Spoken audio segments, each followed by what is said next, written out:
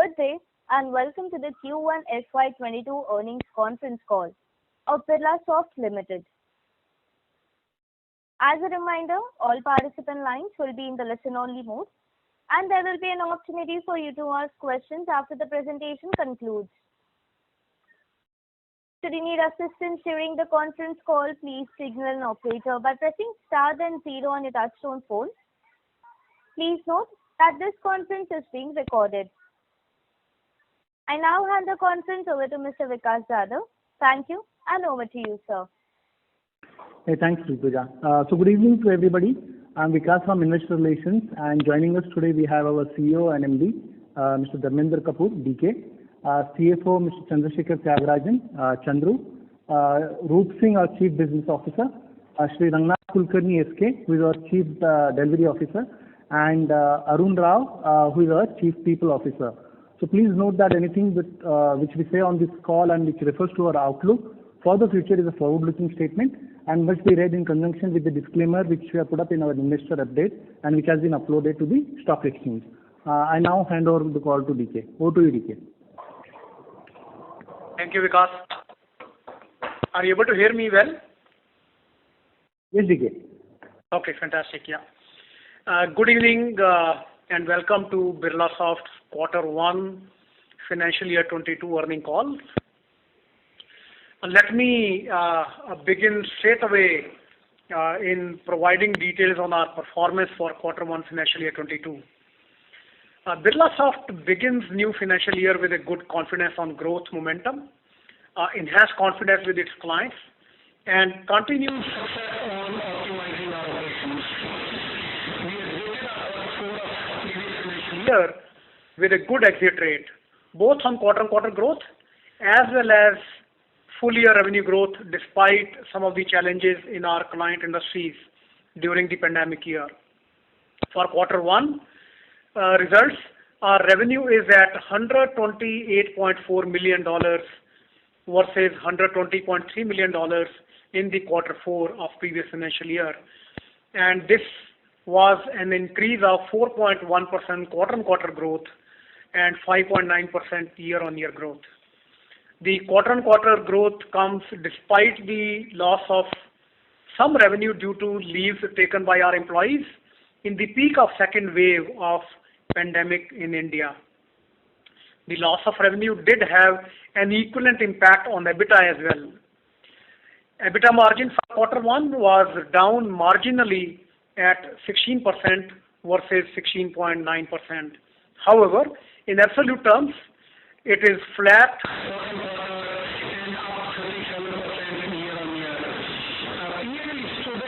$15.4 million, which is up 14% from the previous quarter and 107% up from the same quarter previous year.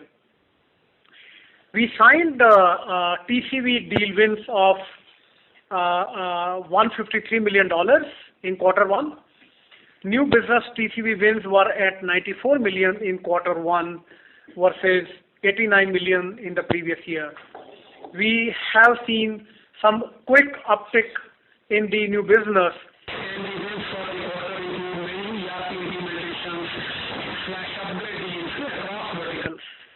The exciting part of the win for the Q1 is that net new wins and growth is back, which is at $19.1 million, 13% of the total wins. That must create a good base for continuous growth for subsequent quarters. Key customers continue to drive year-on-year growth for us, with top 20 and top 20 customers growing above the company average growth. With consolidation of business in the top customers at the back of cross-selling, we have seen the addition of $2.10 million customers and $5 million customers in the last year. Despite the peak COVID situation arising in Q1, we were able to improve our utilization from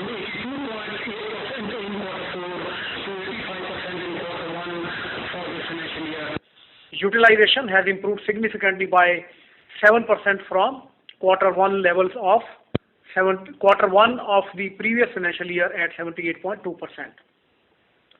You all would be aware of the demand-supply mismatch, which is temporarily seen in the industry. The pent-up demand as well as the pent-up attrition has led to increase in the attrition numbers for the sector. Birlasoft attrition also increased to 16.5% from 11.6% in the previous quarter. Our endeavor is to broaden employee pyramid, and it continues with the onboarding of 140 freshers in quarter one and 340 offers that are made for the quarter two. Coming to outlook and demand trends, we have been witnessing early trend of pent-up demand emerging, which will contribute to the growth going ahead. The majority of the delayed projects have been rescoped and have been restarted. Also, the discounts that we had given earlier in the previous year, those are all taken back before the Q1 started. This is across offerings like digital transformation, enterprise solutions, application modernization, acceleration of workload migration to cloud, cybersecurity, and infrastructure. On the platform side, in quarter one, we fast-tracked our customers' cloud adoption journey by achieving AWS Advanced Consulting Partner status, which would further strengthen our cloud portfolio and enable us to leverage AWS to accelerate its enterprise clients' digital transformation journey. With major alliance partnerships in place, we would be able to provide a technology-agnostic end-to-end solutions to our clients. Our organization in bringing focus on enterprise solutions and platform play has started to work well, and we have started to improve our pipeline. This led to improvement in our SAP and other ERP pipeline, both on the transformational and implementation side. And we remain quite hopeful to catch the net new momentum as travel eases in the US and Europe. We continue to maintain our annuity business at 70% in the quarter one. With the project-based business traction picking up, especially on the enterprise IT side, we expect this will lead to annuity revenue in the later stages of the project, and we will further improve our annuity business towards 70% level by the end of this financial year. Focus will continue to remain on the top customers and their area of priority spend. As travel picks up while addressing higher growth momentum, we would continue to maintain operational rigor to optimize our cost structure and efficiency in running the organization. As we all are well aware that Birlasoft is in business of providing services and is driven by the strength of people that we possess. During the pandemic, Birlasoft has shown its heart towards its people by providing all the help to overcome this challenge. After all, business and care must go hand in hand. The first quarter of financial year 22 was one of the toughest for all the stakeholders in India. Given April and May months saw the peak of COVID-19 second wave, I saw so many employees and their close ones who had to endure the pain. The second wave of COVID-19 unsettled many lives around us. On our part, we had set up 24/7 COVID help desk with teams from facilities and HR function. The help desk supported requests from employees and their families for hospitalization, medicine, food or groceries, medical consultation, critical equipment, and even quarantine facilities. As the medical system was overwhelmed and struggling with the shortage of medical staff, location-specific doctors were made available online for consultation services. With a commitment to provide safety to our employees and their families, we made available vaccination drive across all the offices in India through dedicated COVID vaccination centers. We signed up with Apollo and Ruby Hall Clinic to ensure that the vaccination drives were well planned and executed meticulously. Through this drive, nearly 40% of our employees and their families benefited from secured method of vaccine delivery and took their first dose. The second dose is planned in the month of September. Further, as a part of CSR initiative, we also extended the vaccination drive to all third-party staff, including housekeeping, security, and technical staff. As we enter the quarter 2, financial year 22, we remain very, very confident in providing quality services to our clients and thereby continue to provide growth and profitability to our business. With this, I will hand it over to Chandru for providing more color to our financials. Over to you, Chandru. Thank you, DK. Good evening, everyone. I hope you and your loved ones are staying safe and keeping well. Let me walk you through the numbers in some detail.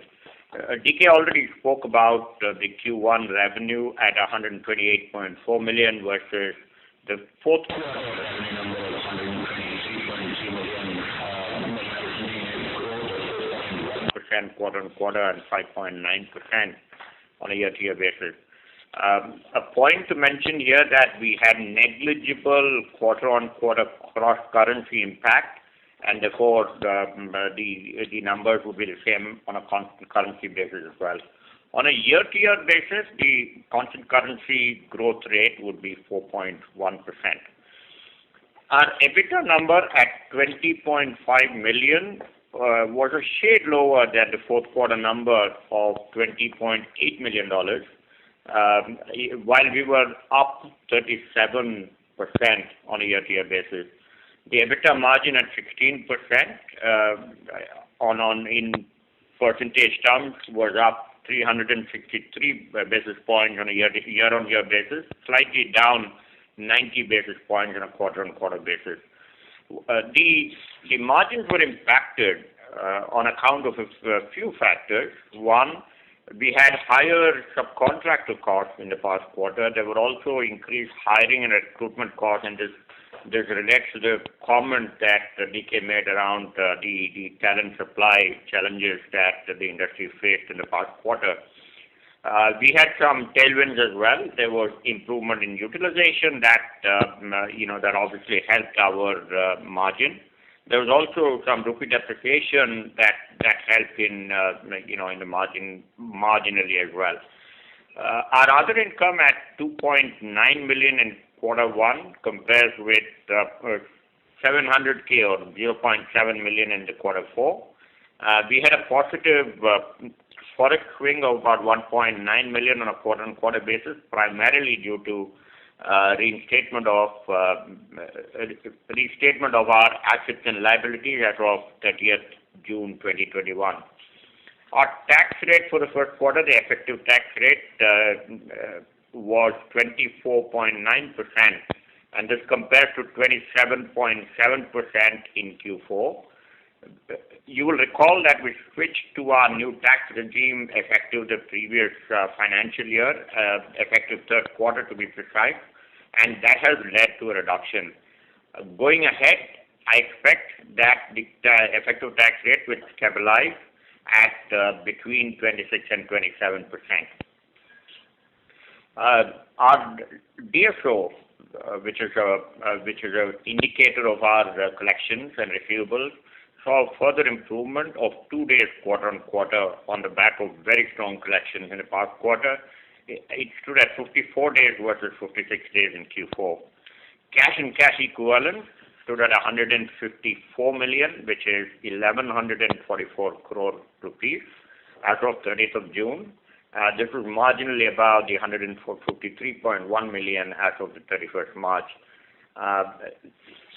We've started investing in AAA rated bonds from this quarter onwards, apart from investments that we've already been making in liquid mutual funds, deposits and corporate deposits of very high quality, and that is improving our liquidity safety and yield at the same time.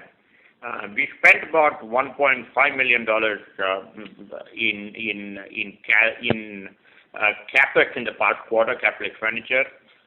One other item I wanted to call out was on our return on equity. Return on equity on a quarterly annualized basis stood at 19.7% in the first quarter versus 14.7% in FY21.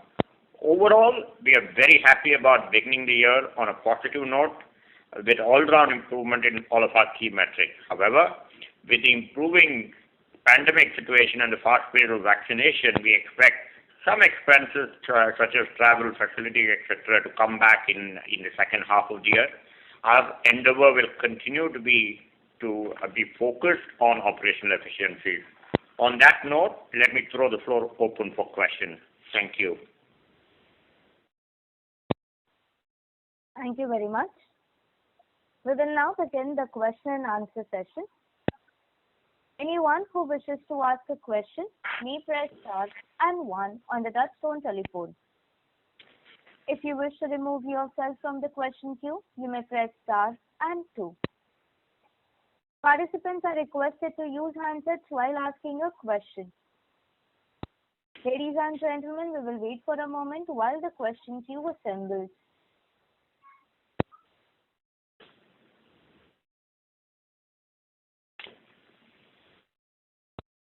The first question is from the line of Mohit Jain from Anand Rathi. Please go ahead. Hi, sir. 2 questions. One is on the net new TCV side. So this seems to be little on the lower side compared to what we have done in the last quarter, also on a YOY basis, given where 1Q last year was. So anything which got right shifted or any outlook on the net new TCV? That is one. Second, you also spoke about some tailwinds and headwinds mixed together in terms of margins. So what is the targeted 22 margin number given current supply scenario, and also I'm assuming some COVID-related costs that you would have booked in the quarter? Correct. Yeah. No, I think on the as far as the net new win ratio is concerned and the numbers are concerned, I think I started improving, and I'm very happy that the market has opened up. But of course, it is going to continue to take a little bit of more time, because it is actually only in the quarter 2 the market has really opened up. Quarter 1 there was still a lot of restrictions. Even in the Europe there are still, for example in UK there are restrictions of travel from India. Those are there. But I believe that the net new that we have in our sales pipeline and the wins that we are seeing in the form of the ratio, that is sounding very, very positive, because if you look at carefully the focus in the last 1 full financial year, the focus was all on the cross-selling, whereas I think now it has started improving, adding into the newer customers. We added about 3 to 4 customers in this quarter, and that I believe is very, very positive, because then it will start generating us cross-selling going forward as we stabilize the execution for these clients. So that is on to the net new side, and why it remains very, very positive for us. On the tailwind that now we are getting from the demand perspective, I think we will continue to see that in the upcoming quarters. We will have to eventually look at that. How do we get the supply and demand matched far more carefully, because right now while the demand is there, there is also a constraint on the supply side that is being there. And I think we have started working well with respect to hiring the resources and upskilling the resources, so that we catch the momentum that is coming our way. On the margin side, so where do we stand for FY22? Yeah, that was, I think, your second question. On the margin side, I believe that this is going to be a little bit of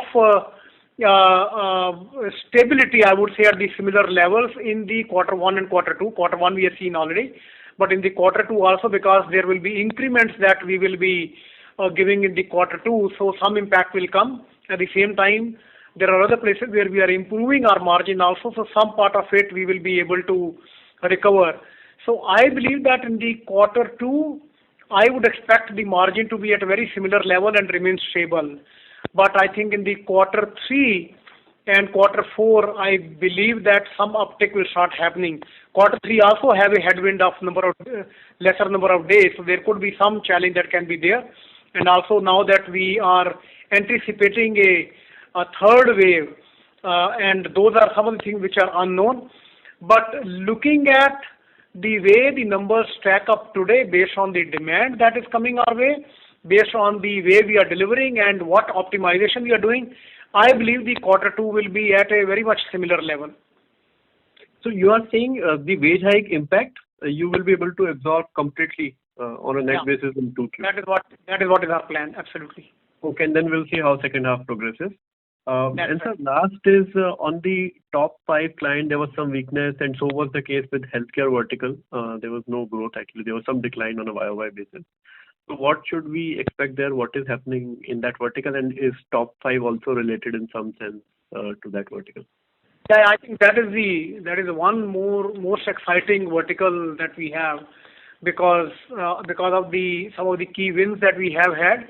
And generally, when you have a very large win that happens, there is always some part of the transformation that will continue to finish over a period of time. And that's the reason sometimes we see that the part of the project that finishes, then we have to go and recover it from rest of the business. So having that vertical stable at that level, I think it has been a good news for us because we have been able to recover any projects that were finishing through the new wins that we were making. I think now we are at a time where the revenue from the larger deals that we were having is getting stabilized. And as it gets stabilized, then probably you will start seeing the upswing on the vertical side revenue also. So healthcare, we should start seeing some upswing given that the transition, completion, or steady state has been achieved in the largest. That's right. In fact, in the quarter one, we thought that we will have a bigger gap, but we were able to recover it in a very nice way because we closed a couple of deals and we grew with one of our top life sciences customers significantly in this quarter, and we were able to really recover all the gap that was coming by finishing a project. And the top 5, that was my last question. Sorry, what was the last question? Top 5 client, they saw some decline sequentially in terms of revenues. Is it also on the same account or? No, it is only because of some of the projects getting finished. But I believe that we are going to grow with the top 5, top 10, and top 20 customers the same way that we grew last year. Last year we grew about 14% with these, 14 to 20% with these clients, and I expect the similar growth in this year also. Okay, that's all, sir. Thank you very much, and all the best. Thank you. Thank you. The next question is from the line of Sandeep Agarwal from Edelweiss. Please go ahead. Yeah, hi. Thanks for giving me an opportunity and congrats on a very good execution. Also, you have been able to manage your attrition at same level on a year-over-year basis, although quarter-on-quarter it has moved up a little bit. So I have a couple of questions. One, how do we see your two things? One is the enterprise digital, which you already spoke about. How do we model that basically? What is your sense on that part, that how quickly we will be able to, convert some more portion of our business into that? Secondly, is there any update on the new alliances which you would have done with the cloud provider? Recently, there was one name which was there. Have you been, upgraded to platinum status or premium status, or what is the update there? And third, how do we see the growth from here on for the next 3 quarters? Will it be a very fast acceleration given the opening up of the global economies and the travel opening up and all? Or you think, it is too early to call that out? So some insight on these 3 parameters. Yeah, I think a very good question on the enterprise digital because that had been our position, because we believe that while there is a lot of discussion around the enterprise solutions or ERPs, but actually if you look at very carefully, the ERPs are also becoming digital because the software as a service is really picking up very well. And that is the reason, if you look at carefully, we have reorganized our business into the enterprise solutions, business and technology transformation, and the cloud and the base services. So these are the 3 elements in which we have done that, so that we can really take the benefit of the digital that was coming our way or the benefit of enterprise digital that was coming our way. Because most of the ERPs are becoming digital by adoption of software as a service for their respective solutions. So that means that we need to address it very differently and very similar to digital way. At the same time, the digital services were seeing significant growth for us, and that would mean that wherever there are surround technologies which are digital in nature, which sits on top of the enterprise solution, which we call also as enterprise digital, we need to give the acceleration to that also.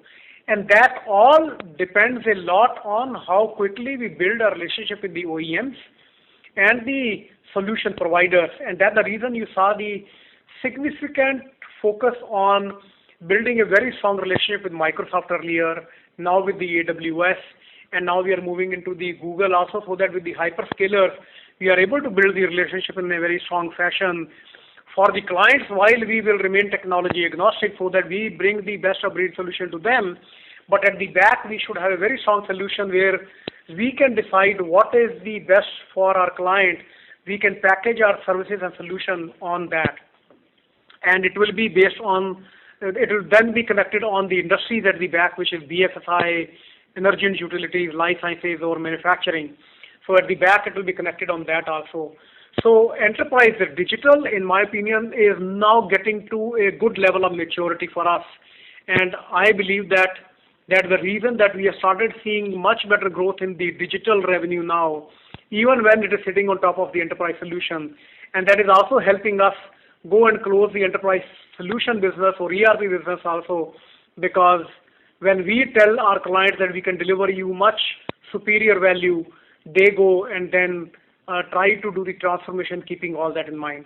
So that is onto that side. I already answered on the AWS side.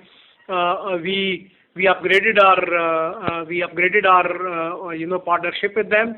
On Google side, very soon we will sign that up also. There are discussions going on, and we want to go very specific industry-wise, so that how do we provide the solutions jointly that is delivered, that is created and delivered and positioned on the cloud. With Microsoft, the progress is very good, because now while it began with the one type of solutions on the cloud, but now we are looking at that the interest is to continue to go and sell with them on all the solutions that they have, and also some of the solutions and propositions that we create. And that partnership with Microsoft is really scaling up very well for us. Yeah, and I have a question on how to build growth for the next 3 quarters. How do you perceive that? So if you can throw some light on that. So we will definitely be growing quarter on quarter. We are very confident of that. It is just that I don't want to put a number, because we don't give the guidance very clearly. Okay, but we will continue to grow. We continue to see the momentum. In fact, in the quarter one, if you look at carefully, we probably lost about $1 million of growth to COVID related leaves. Okay, our growth could have been much better, because that is our existing revenue. But now things are stable. I just hope the wave 3 also doesn't happen. But we look at going forward with a lot of optimism, and the quarters are looking good. No, so DK, if I can, probe a little bit more, will it be fair to say that, we will be in the top quartile of growth within the mid-cap space, or we will be in top quartile of industry growth? Some benchmarking, because, I agree and I respect your policy of not giving any guidance, but, you must have something in your mind that, at least mid-teen growth or low double-digit growth or double-digit growth, something where we can benchmark at least. So I think I did mention that our goal is to go the mid-teen growth, okay, for the financial year. So that remains. So you are not changing that as of now? No, right now we are not changing, because we still believe that while there is a good tailwind, there are also some anticipated headwinds like wave 3 and all that can happen. So one has to be careful. While determining all that is not in the hand of anyone, so one has to be careful with the guidance that one gives in the market. Okay, thanks a lot. That's all from my side, and best of luck for the future quarter. Thank you. Thank you. The next question is from the line of Shraddha Agarwal from Asian Market Securities. Please go ahead. Yeah, hi. Congratulations on a good quarter, sir. So firstly, how did the quarter pan out? Was it on expected lines barring the COVID impact, or did it fare better than expectations? So just some thoughts on how did the quarter go by for you? If I look at internal goals that we set for ourselves, it has done much better than that actually. Okay, both on the revenue side as well as on the EBITDA side, because we have made some investments during the quarter. Okay, despite that, we are delivering 16%. I'm very happy about that, and it is better than the goals that we set for ourselves. So given this background that we had a better start than what we had anticipated, why aren't we changing our so-called qualitative outlook for the year? So why are we still maintaining a mid-teen kind of a growth guidance? And why are we not talking about... Yeah, I think I will be in a better position to say so by the end of this quarter. That is one thing, because it is anticipated that the wave 3 can hit us in the middle of August. That is one reason. Second is that I would love that we continue to deliver better than what expectations we set for ourselves as well as for the market. Okay, so from that perspective, my goal would be that how do we continue to deliver better, and I think in quarter 1 we have done that, and I expect that we will do that in the rest of the quarters also. Right. And so secondly, on margins, we had at the start of the year indicated that we should be around 15% margin for the full year 22. And we are at 16% margin in first quarter, and we expect similar margins in Q2, and then you have indicated that you expect build up on that margin in Q3 and Q4. So how should we then look at the margin outlook for the full year, given that 16% is the base and we see some improvement happening towards the second half of the year? Correct. I think my answer is very similar to the answer on the growth side or the revenue side, because imagine that if you have lost 1 million top line due to COVID, that has also gone from the bottom line because we have taken the cost, okay, but revenue has not come. So the margin could have been much better actually if there was no wave 2. Same is going to be the issue with respect to the wave 3. I just hope that it doesn't happen. Then I'm sure that we'll give you much better news at the end of the quarter 2 and going forward also. But at the same time, yeah, we do have the hit of, we will get the hit of giving the increments to our people, but we continue to work on optimizing our execution so that we are able to recover everything that we lose on the margin side. We continue to recover from the optimization. And so these increments that we're talking of in future, this is across the organization, across all bands of employees? Absolutely. All employees across the organization. We did the same thing in the month of January. We did it for all the employees across the organization. And so just one last bit, if I can squeeze in. It's been some time since we announced a large InvaCare deal, and some of our peers have been reporting very large chunky deals. So, how are we and why are we missing out on the large deal signing front, and how does the pipeline look like? And can we expect some large deal announcement to come through in the next 2-3 quarters? So we continue to work on that. It is just that the larger deals are not that large anymore. And wherever we are seeing the larger deals, those are mostly the renewal deals that are happening, because those were the ones which were signed in the previous decade, and those are getting renewal, and hence they look very, very large. But if you look at very carefully, the newer deals are not of that size, and even if they are of that size, they are divided into the smaller chunks so that it is not a multi-year deal. It is a 2-year, 3-year deal. 3-year deal are more frequent than the 5-year deals now. But earlier we used to have 7-year deals also, and that's the reason the TCV size used to look much bigger. But these days the clients want to really look at that how quickly they can see the shift that is happening on the technology, and how do they not commit for the longer term, because the technology is changing, and they expect that all that changes will require them to relook at the contract that they have signed, so that whether it is going to cost them higher or lower, they can take the advantage of that. Sure. So certainly, and just one last thing, this new deal TCV number, which is close to $94 million for us in this quarter, and you had said last quarter that if this number gets to 120, 130 kind of a run rate, you would be more happy and comfortable guiding to 15% kind of a growth number for 22. So should we start expecting this kind of a ramp up in the new deal TCV in 1-2 quarters, or should we expect a similar ballpark range of $9,500 million for next year? No, I think we should continue to expect that, because there will be some quarters that will be marginally lower, and there will be others which will be a bumper quarter. That definitely continues to happen. For example, the previous quarter, if you look at that, it was a huge quarter for us. On an average, as I said earlier, that on an average, if it comes to about 200, I think we are very comfortable. But on the average, because last year, if you look at, we were a little above 800, okay, that we closed. So I think that is what we had to look at. There will be some quarters that might be lower because we would have signed up the deal at the fag end of the previous quarter. Okay, so if that does not happen, then it falls onto the next quarter. So I think it is just that much of difference that causes the number going up and down.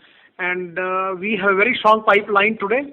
The pipeline is at least 10 or 15% higher than what it was actually at the end of the quarter 4.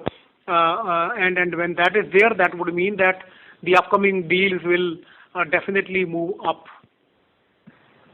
Sure, sir. That's helpful. Thank you and all the best. Thank you. Thank you. The next question is from the line of Abhishek Shindadkar from InCred Capital. Please go ahead. Hi, sir. Thanks for the opportunity and congrats on great execution. A couple of questions. The first question is on the ERP recovery that you talked of. Will this recovery lead to increase in on-site revenue mix for us? That is first.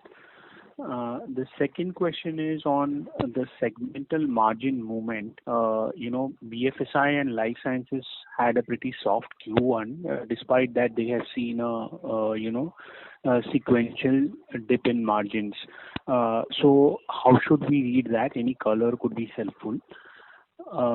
The third is on the company average growth that you have for top 5 in FY22. Just wanted to understand the decelerating trend in the year-on-year growth for top 5. I mean, is there anything in terms of delays or right shifting of business for top 5? And lastly, on the ETR, I heard 26 to 27% for 22. Is that right? And what changes it from 27 to 29% stated in Q4? Thank you for taking my questions. Okay. Yeah. Thank you. No, I think on the ERP side, absolutely, we have started seeing better pipeline, and we have started seeing the projects coming back, which I believe is a good news, because that means that the clients have started taking up the transformation journey again. Because in the previous year, they put a pause on such larger programs, which is what has started to come back, and that would mean that it is going to give us good momentum in that side.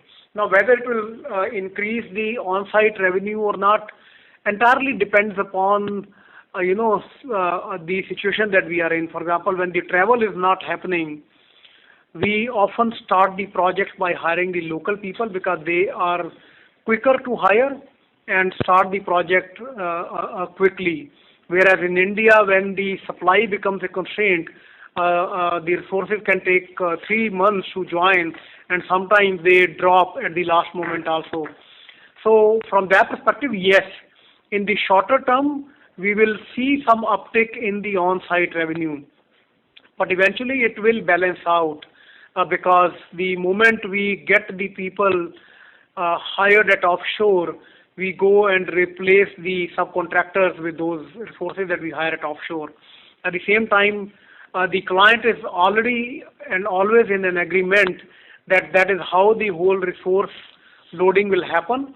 and they are also on the same page with respect to starting on-site and then balancing it between on-site and offshore, so that we are able to make our margin. At the same time, they are also able to take the advantage of the cost reduction that comes to them. So that's the way it will continue to happen. And I think that had been the method always. It is just that during the COVID period, probably it has got highlighted more because the supply constraint has been highlighted in a big way in India right now. So that is one thing. And then if I look at on the company average growth and all that, I believe that on the top 5 or top 10, we remain very upbeat with all the set of clients. It is just that sometimes the top 5 clients and top 10 clients, some clients interchange also. But these were also the clients in the previous year who had stopped the larger programs. For example, we were working on a very large SAP program which has started again now, but the previous year it was stopped. Okay. Similarly, some of the investments were stopped, but most of the larger customers are the ones who had stopped those programs because they had a larger programs set up for them. But I don't think that should be taken as a benchmark or that should be taken as a basis for going forward, because those are also the projects that are coming back. And that's the reason that we continue to remain upbeat about our top 20 and top 30 customers, because that's where our major focus will also go on. And there was one question on the ETR side. So on the ETR, yes, you are right. In the fourth quarter, we've given a guidance of between 27 and 29. You'll recall the ETR out of the fourth quarter was 27.7%. There were two factors that reduced the ETR for the first quarter.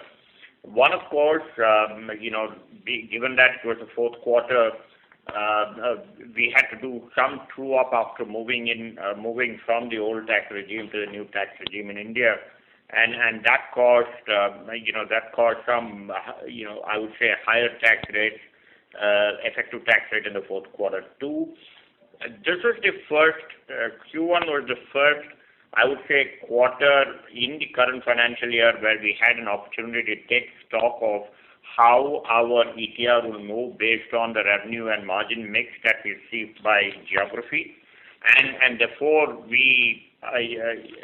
one is that. Two, we also got some we got some little advantage this past quarter from a favorable assessment that got closed for a prior quarter, but that was marginal.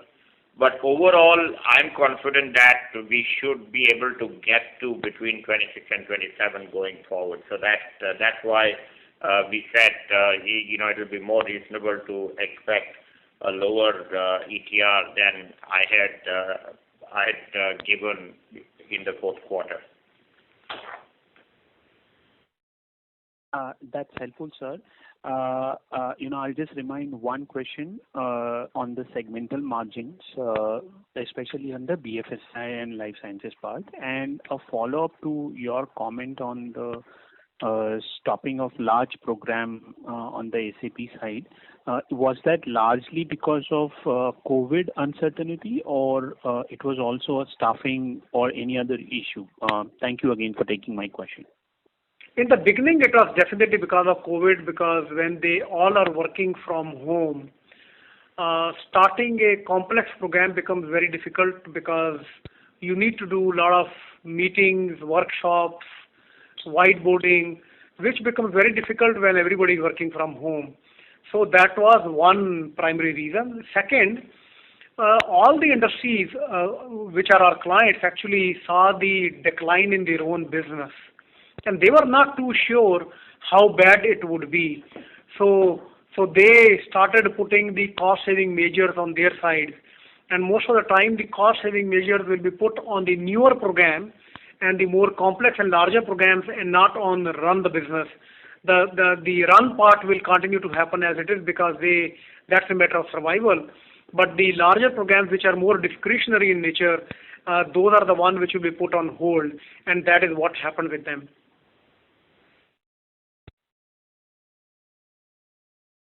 Thank you. And on the segmental margin side? On the?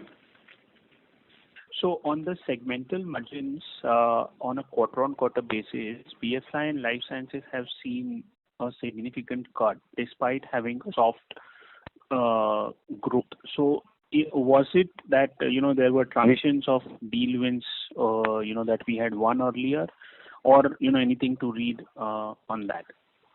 Yeah, no, I think in the life sciences, absolutely, that there are some projects that we have started at on-site, and there will be initial increase in the cost that will happen with that. So that is the reason most of the time. On the BFSI side, also if you look at very clearly that there are 3 or 4 customers in which we have gone and looked at how do we make the investment for the next level of growth for us. So that is one primary reason that is there. Then there are some of the leaves that have been taken, because in a lot of time in the BFSI, they are more what you call the high touch services that they deliver to their clients, and hence they would have seen more leaves happening during the COVID time, and that is a bigger impact on them. So I think those are the reasons on the BFSI side. But in the life sciences side, it is mostly because there are newer projects that we have started at on-site, but it will get balanced over a period of time. Great. Thank you, sir, for taking my question, and best wishes for 22. Thank you. Thank you. Ladies and gentlemen, to ask a question, please press star and 1 now.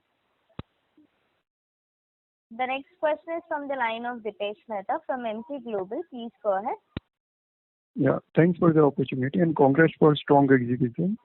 A couple of questions. First, about enterprise business. I think now we reported enterprise solution as a separate service line item. And you indicated in your earlier comment, right, some of the STEP program which were halted now coming back to the growth trajectory and likely to be positive for growth. So if you can provide some color, how would you look enterprise solution business playing out for us over maybe next couple of quarters and over medium term? Second question on BFSI. Now BFSI business remained muted for us for some time. If you can provide some color about how you expect that BFSI business to play out for us, and how you expect growth trajectory over next couple of quarters. And last question is about margin. You indicated you expect to maintain EBITDA margin next quarter despite salary hike. So can you help us understand what are the margin levers available which you plan to utilize in Q2 to negate impact of salary hike? Thanks. Yeah, okay, I think, thank you. On the enterprise solutions, I believe that it is not only about the traditional ERP revenue that you would have seen it for many years, but also now, as I talked earlier, the software as a services have started to come a big play. Second, what has started happening is that the SAPs and the Oracles of the world, they have started acquiring some of the other solutions that they go and integrate with their own organization. But within our services company, that might be getting delivered as part of the emerging horizontal earlier, okay? So what we have done is that the likewise services we have consolidated it together so that we don't see that as an enterprise or we don't see that as an ERP, but we see that as an enterprise solution, which may include some of the other solutions that sit on top of that and get delivered collectively. Because most of the time these need to get bundled and requires a lot of synergy at our end in order to deliver it very, very effectively. So from that perspective, I believe we will definitely see that when we are giving end-to-end solution, we will start seeing better pipeline coming into the play and better opportunities coming on the way, and our ability to address that also far more effective. So we will see that that should definitely grow. The only thing that you have to be careful is that sometimes we want to see the growth from the percentage point of view. Percentage is deceptive because sometimes when the revenue otherwise is growing, but it may not look like in form of the percentage because there are other growth areas such as digital are also growing faster. Okay, but what we have to look at is both the absolute term and the percentage terms. We look at both, and then we should continue to look at that, yes, whether that is growing or not. So that is one thing on the enterprise solution side. Sorry to interrupt, but let's say if enterprise currently it is 55 million run rate quarterly. Correct. This used to be 58 million year back. Now some of the factors which you said about Azure services and all those things, I think doing very well for some of our peers, and that is why they are seeing good growth even in enterprise solution reported numbers, which in our case is not playing out. So do you think now we are on the recovery mode and that growth trajectory will be much better than that negative or flattish performance for last few quarters? Correct, absolutely, and which is what I mentioned earlier also that, for example, the pipeline that we have started getting through our enterprise solution sales now is far better than what it used to be in the previous year, because I talked about in the last quarter that we have made the org change where we have started having a separate channel for the enterprise solutions, and that has started showing good pipeline. And that's the reason that we are very hopeful and upbeat about that this is one area that is going to grow.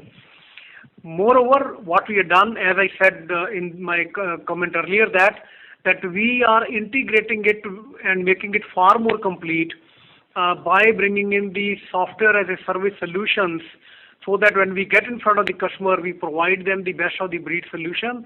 And if there is something that can be packaged together or bundled together, we are able to deliver that. That means for a deal earlier, if we were closing a deal, let's say of $10 million, now you will be able to do it for $12 million because you are bundling the services together. So I think that is the another advantage that we'll start seeing.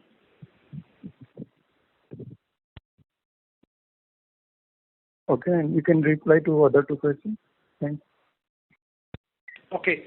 On the BFSI side, yes, there has been a softness in BFSI sector for some time, and we had to address it by looking at the other geos, because we had a higher concentration in the US, and now we are going and started talking in the Europe side also, and I believe that that should start showing some result.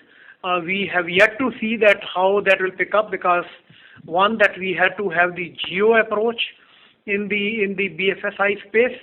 Second is that the BFSI as a sector also had slowed down in their technology spend, because they were looking at what their approach would be against an insurtech or fintech companies, and they were also trying to get rid of their legacy. So if you are winning the newer solutions, the legacy costs also had to be reduced, and hence most of the time you did not see the incremental spend coming from the client. So despite winning the new business, you stayed where you were. So I think that was the challenge that we have faced in the last couple of years. I believe that as we now define our newer strategy in that direction, it should start showing us a positive result. But we have yet to experience the level of spending to increase there.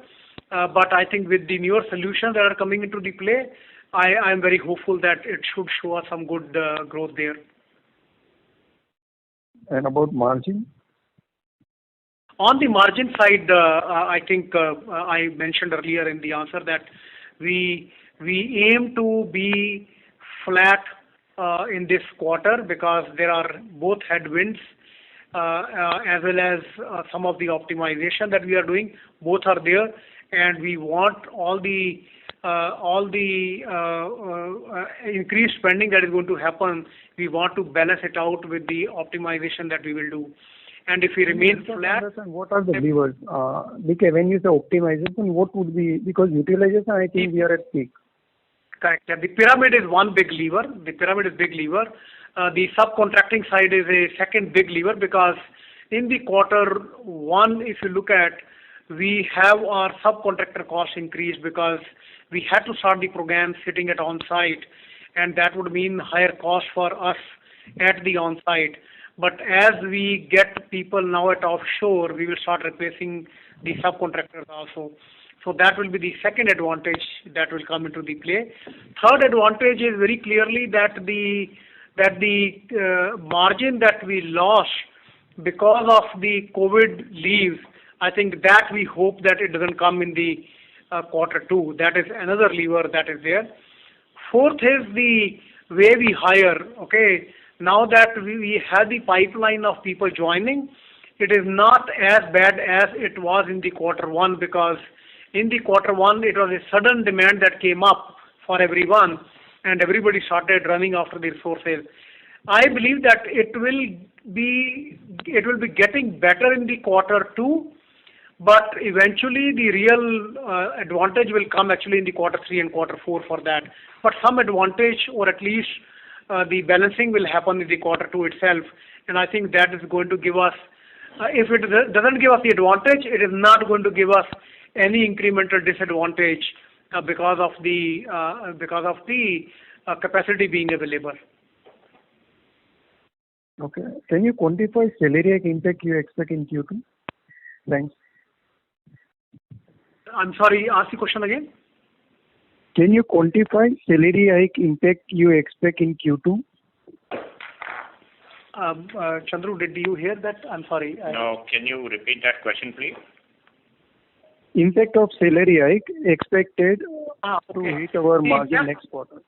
Yeah, the impact of salary hike should be approximately 1.5 to 2%, and that is what we budgeted in our budget for the next year already, and we have already planned as to where all we are going to recover, and that is how we are pretty certain that we will be able to recover that much. Understand. Thanks. Thank you. Ladies and gentlemen, due to time constraints, that was the last question for today.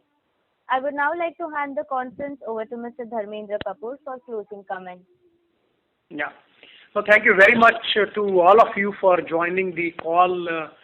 I absolutely feel very, very good about the Q1 result, that we have given the good growth. At the same time, it was expected that our margin may not touch 16%, but we have delivered, and we have remained pretty much in line with the optimization that we have been doing.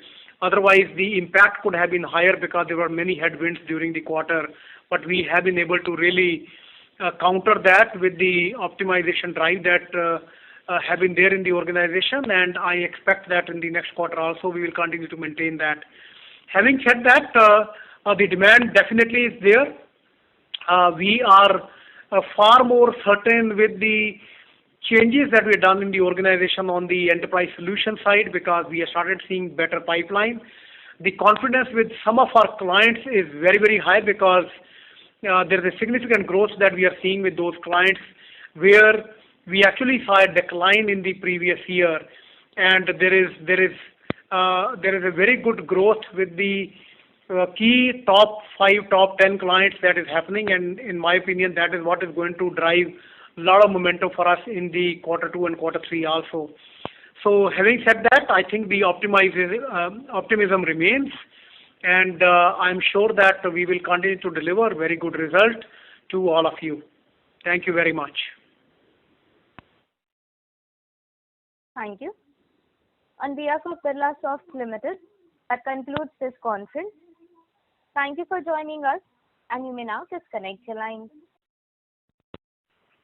Playback is complete.